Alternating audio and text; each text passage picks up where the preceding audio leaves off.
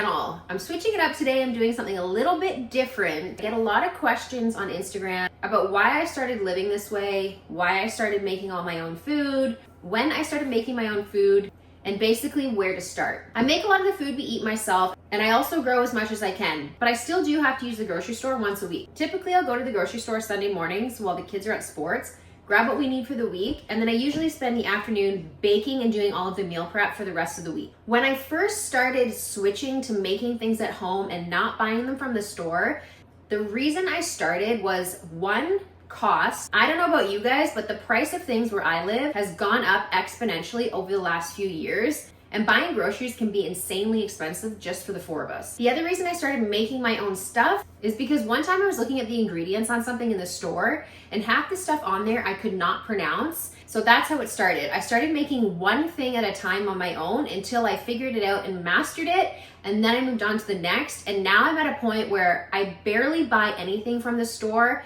except for dairy and produce outside of the growing season. And I would love to have a dairy cow and eliminate dairy altogether. So yesterday when I was at the grocery store, I made this little list before I went. I went through and I chose about 20 items that I stopped buying at the store that are very, very easy kitchen swaps that you can do. So let's get started. I'm gonna go through every product, how many ingredients are in it from the store, how many ingredients I didn't know what they were, how many ingredients it takes to make the same thing at home, and the difference in cost. So number one on my list of things that I stopped buying from the store was bread. Speaking of bread, the timer just went off for my bread, so let me grab that.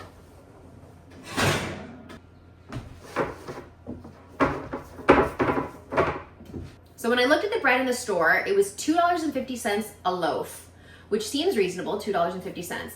That is for a Wonder Bread. 16 ingredients, 9 of which I had no idea what they were. To make a loaf of bread, 5 ingredients, and the cost is about $1. Now, of course, you have to factor in things like, I had to use a stove, so I had to pay for propane to do that. But overall, 5 ingredients, very easy recipe, and I know what everything is in that bread. 16 ingredients, 9 of them, that's over half that I did not know what they were. Next on the list is naan bread.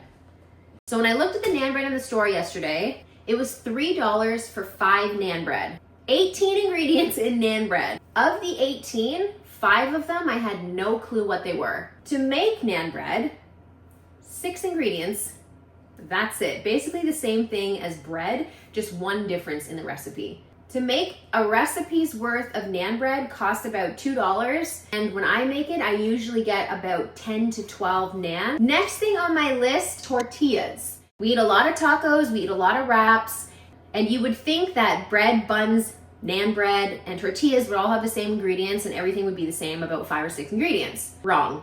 Tortillas at the store are $2 for 10, which seems relatively cheap. 21 ingredients. 10 of them, I had no idea what they were. To make tortillas, 5 ingredients. Why are there 21 ingredients in a store-bought tortilla? That is alarming. To make a batch of tortillas, you're gonna get probably about the same. You would get around 10 or so, and it probably costs you the same, around $2. However, we know what all the ingredients are. Next on the list, buns. $3.39 for 8, which doesn't seem very expensive, but 16 ingredients. 9 of which I had no idea what they were. To make a batch of buns, 8 ingredients, you're gonna get about 12 to 14 buns. It's gonna cost you about $2, and they're gonna taste 100 times better. Next on the list, cookies. Now I went with just your average chocolate chip cookie, so it's a pretty straight comparison between an at-home recipe and a store-bought recipe. Chocolate chip cookies cost $8 for 21 cookies. So not even 2 dozen, that is robbery. 19 ingredients in chocolate chip cookies, 4 of which I had no clue what they were. To make chocolate chip cookies, 9 ingredients, so less than half the ingredients. When you make a batch of cookies, the recipe that I have does anywhere from 24 to 48, and it costs about $4 or $5 to make them, and obviously it depends on the size of your cookie, on how many you're gonna get from your batch, but we're talking half the price. Next on the list is bagels. Bagels are $4.50 for 6. I haven't bought bagels in years, but I do remember when I used to buy them, it was probably about 6 or 7 years ago. I remember them being $2 for 6. And in the bagels, you've got 15 different ingredients, 5 of which I had no idea what they were. And to make a batch of bagels, 8 ingredients. My recipe also does about 6 bagels depending on the size. If you want really big ones, you're gonna get 6. If you want normal size bagels, you're gonna get probably 8. To make bagels, you're looking at about $2 and half the ingredients. But of the items I was looking for, this was the most alarming one I found. Muffins. But listen to this. Muffins are $4 for 6, which sounds relatively inexpensive. I went with just a straight up chocolate chip muffin. 27 ingredients in chocolate chip muffins. Tell me what is in that makes up almost 30 ingredients for a chocolate chip muffin. Because I can tell you right now, my recipe has 10 ingredients and I know what everything is. Of the 27, I had no idea what 8 of them were. No clue. The recipe I use does about 12 muffins and it costs around $2.50. So a fraction of the price. After I left the bakery section, I was mortified and I thought, oh my God, I still have to go through the rest of the store. Now, I don't know about you guys or if you've ever thought too much about it, but think about the center of the store and what's in the center of the store. Everything that's in the center aisles of the store does not need to be frozen and is not perishable. It's all stuff that's preserved, packaged, and ready to go on your shelf for eternity.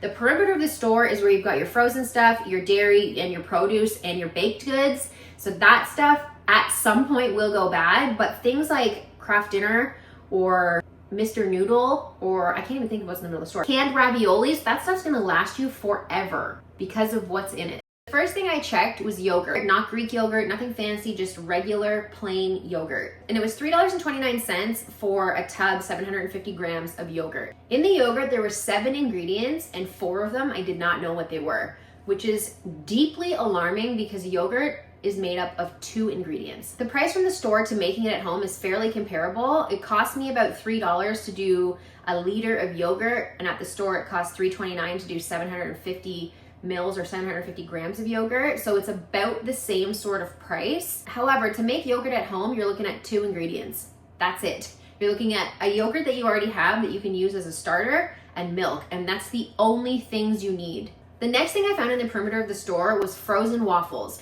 $3.50 for 8 Eggos. The store-bought ones are made up of 9 ingredients, one of which I did not know what it was, so 1 out of 9 wasn't too bad. My kids love pancakes and my kids love waffles, but realistically, I don't have time to be making fresh waffles every single morning. But usually what I do is I use my sourdough starter discard and I'll make discard waffles. Usually I make a whole batch of them and then I put them in the freezer. So they're getting a full, basically a Belgian waffle, and I put it in the freezer and then they can break them in half and pop them in the toaster. So basically the same idea as an Eggo. To make sourdough waffles, 7 ingredients, and my recipe usually gives me 8 really big waffles, which would be the equivalent of probably 12 Eggo-sized waffles. Once I was done with the perimeter of the store, I headed deep into the center of it, and I was just as shocked in there reading the back of the labels as I was in the bakery section. The first thing I went and looked at was stock. So chicken, beef, and vegetable, they're all side by side, and I had to look at those. Relatively inexpensive, $2 for 900 mils. A significant amount of ingredients, about 12 ingredients per flavor. However, that's normal for making stock because there's spices and stuff in it.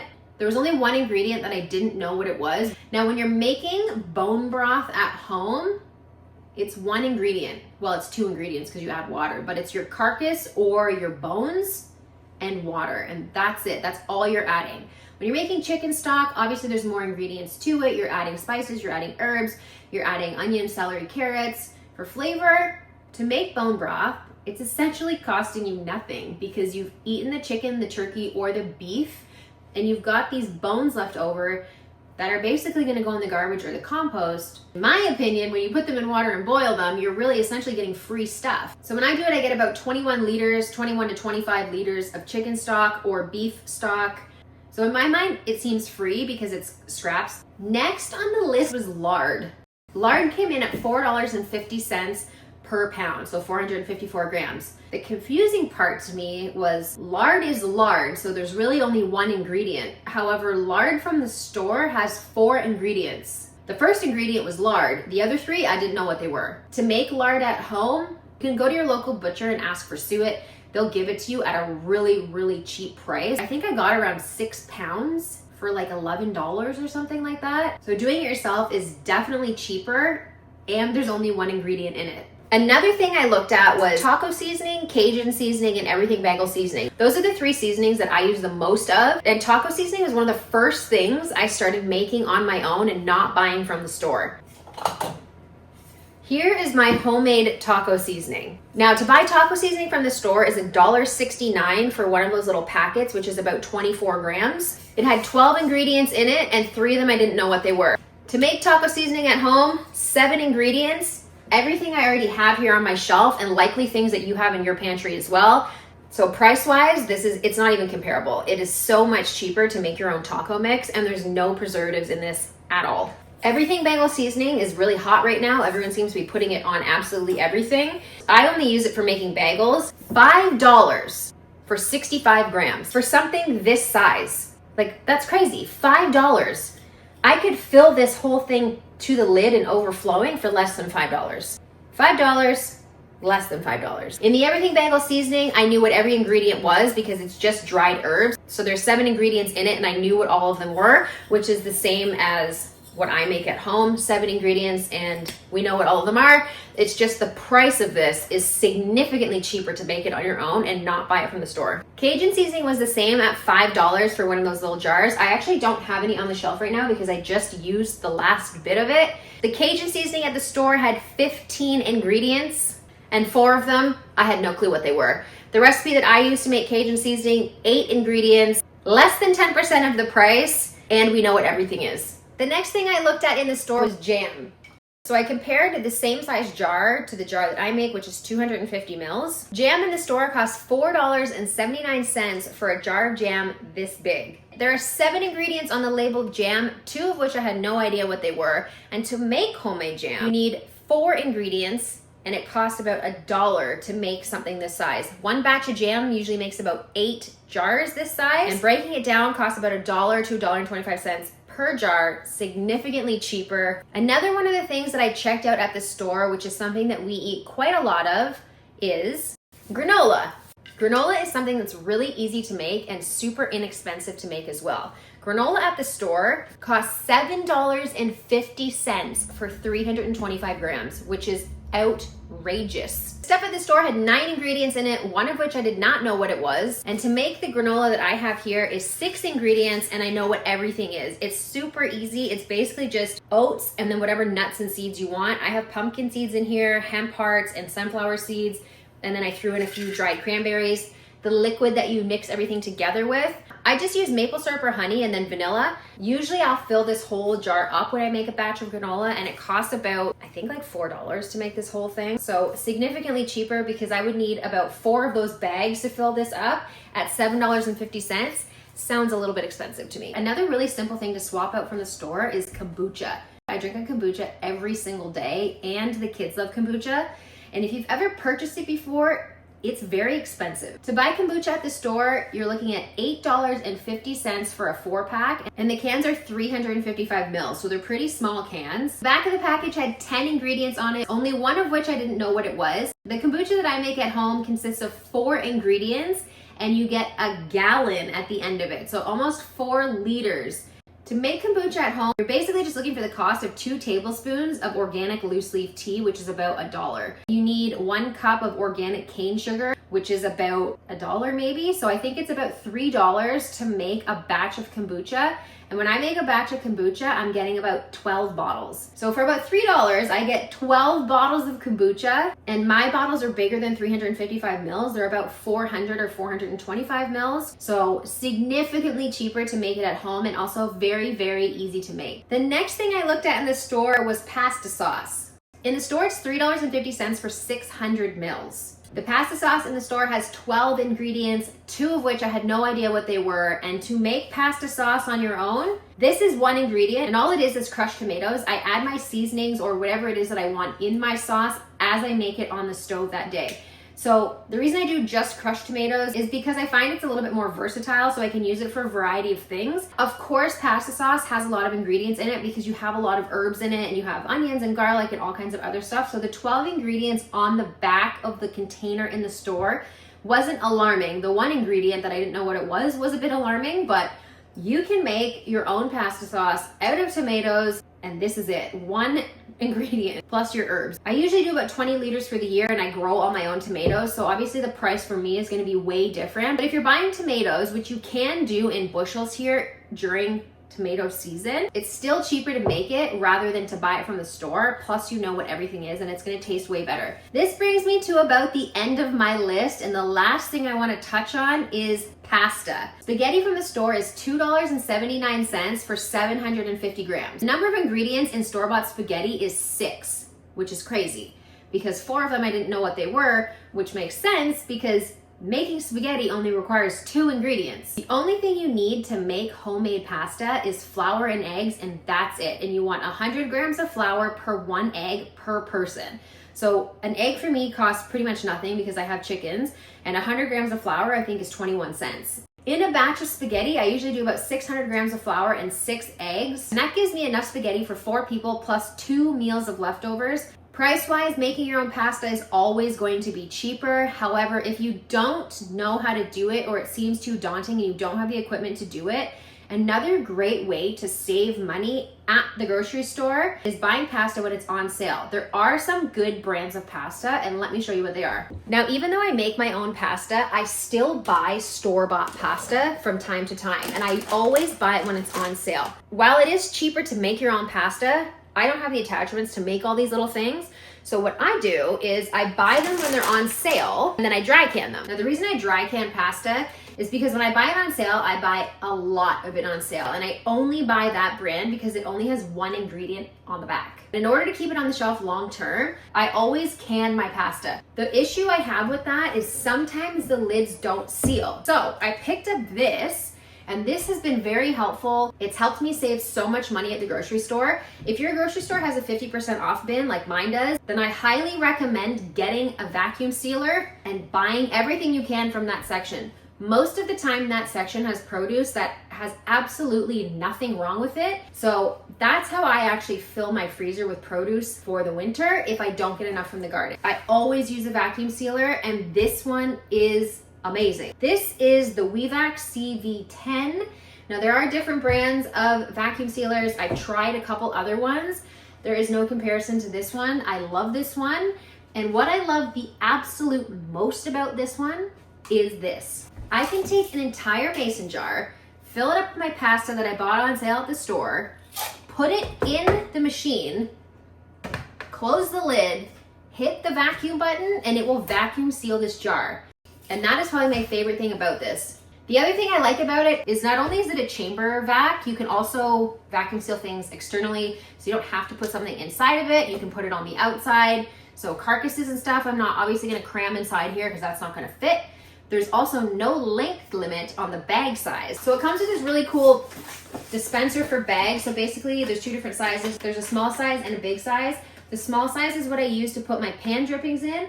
The big size is what I use to put the carcass in. You just pull it out, slide the little thing across, rip your bag off, put whatever you need to put in it, and then put it in here or put it on the outside, hit the button, and you don't have to set it to anything. You can just hit Smart Vac and it just knows what to do. The other really cool thing about this is you can also do liquids and powders in it.